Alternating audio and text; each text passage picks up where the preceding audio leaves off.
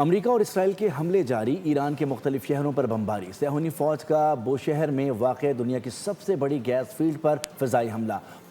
پاسداران انقلاب نے خلیجی ممالک میں غیر ملکی توانائی تنصیبات کو نشانہ بنانے کی دھمکی دے دی۔ سعودی عرب، قطر اور متحدہ عرب امارات میں تیل کی تنصیبات کے قریب رہنے والوں کو علاقہ خالی کرنے کی وارننگ دے دی۔ قطر نے جنوبی پارس گیس فیلڈ پر اسرائیلی حملے کی مذمت کی۔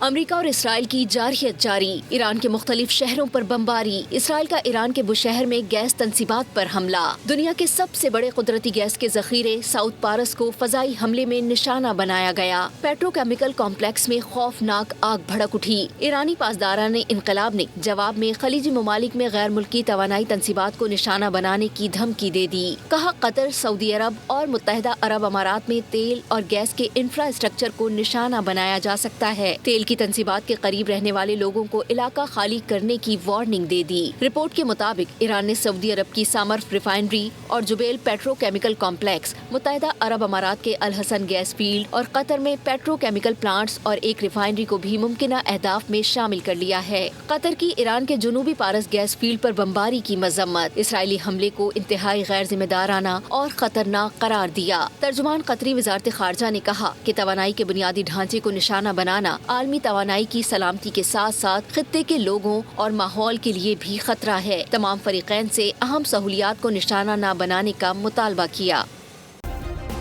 سبسکرائب کریں اور بیل دبائیں تاکہ کوئی خبر رہ نہ جائے۔